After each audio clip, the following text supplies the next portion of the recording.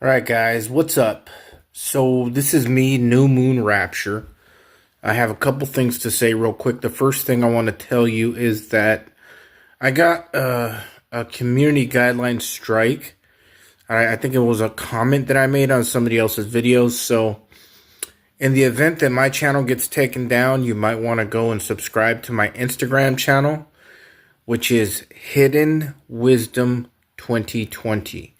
The 2020 is in numbers. It's not spelled out. So it's HIDDENWISDOM 2020. And that's on Instagram. I've been doing that a lot longer. The videos have to be much shorter there. But, you know, in the event that my YouTube channel is taken down, you'll still have contact with my content.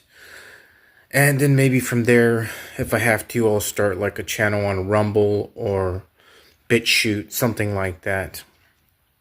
Because I did get a community guideline strike for whatever reason.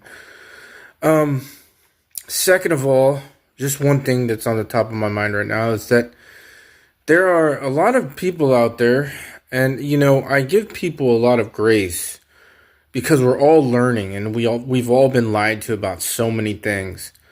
And, you know, there's so many different Bibles, you know, so many different versions. Some Bibles take out verses. Some Bibles, I mean, it's a landmine for deception out there. It's just walking through a field with landmines, right? That's how it is with deception these days. So I try to give people a lot of grace.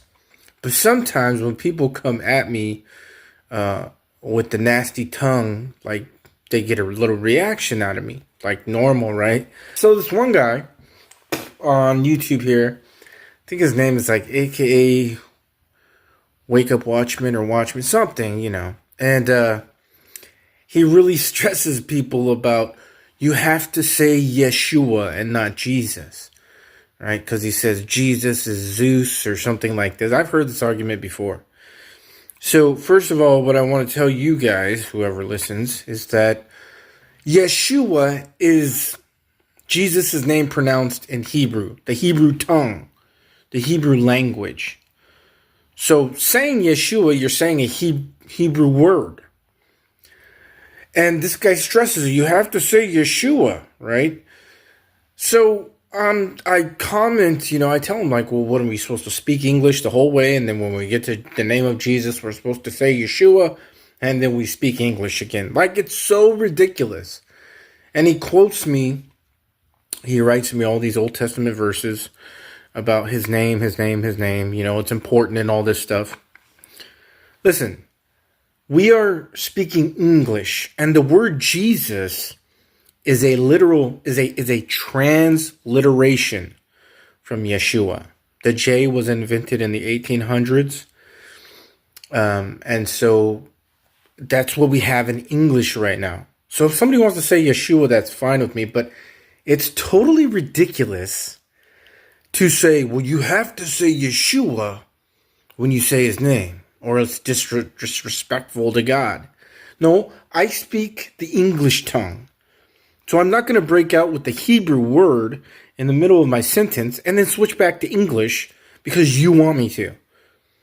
The word Yeshua transliterated so we can say it in English the best that we can is Jesus. It's totally ridiculous. And this guy comes snapping at me, says, are you deaf? Like, he gives me all these verses. He says, are you deaf? Like, they can't even answer back respectfully because they're so immature. You know, when a person, this guy's always angry.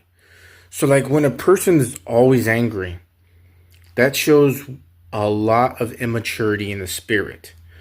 You have to learn to control that anger and remove that anger, even though it's very hard. When I was respectful to him, like I said, we can all get triggered. But just replying to a respectful comment, you're going to show that anger just in that? These people are very immature in the spirit. When they mock, when they scoff, and when they're angry for no good reason, it shows immaturity. And even what he's teaching shows immaturity. You have to say Yeshua. No, I speak English. I'll say Jesus. God knows what I mean. I mean, what am I supposed to do? Say one word in Hebrew and then continue on in English? Totally ridiculous. And then this guy also stresses that you have to keep the Sabbath, right? And there's always something with these guys, right? And if you don't keep the Sabbath, you're being disobedient to God. Well, no, Paul writes about that. I believe it's Colossians, how he says, "Judge no man in his new moons or his Sabbaths, for these things are a shadow of what's to come." So Paul is saying, and then Romans chapter 12 says that every day could be the day of the Lord, the Lord's day. So it's not just about that one day anyways. It's larger than that, right? So, and really Jesus is our rest. We rest from our dead works and we go on to live in Christ, which now Christ and God the Father doing the work inside of you so that it can manifest, right? So you're being conformed into the image of Christ, right? That's God's intention in saving somebody. It's for them to spiritually be like him. That's what salvation is supposed to do, the grace of God. So again, if you ever run into these people, don't bother arguing with them. When you just think about it, it's totally ridiculous. And then there's people who think that you have to do all the feast days and all this stuff about the feast days and the Sabbaths, and you have to say his name in Hebrew. It's so ridiculous that it's just so immature. Just read Paul, okay? Read Paul, Paul clears all the feast days up. He clears the Sabbaths up. He clears all those things up. Romans chapter 12. I think it's Romans 12, and it might be 14 also. Judge no man in any special day, It's not like that anymore, If you want to keep them, fine. No problem. I learn about them. I understand what they mean. But if people wants to keep them and do them like people do Christmas and Easter and stuff like that, go ahead. But I don't have to. And don't judge me on it, okay? And that's exactly what Paul says. I believe it's Colossians chapter 1 or 2, okay? Judge no man in Sabbaths or new moons, stuff like this. Those are things that are a shadow of things for to come. So anyways, just some things I had to get off my chest on the top of my head.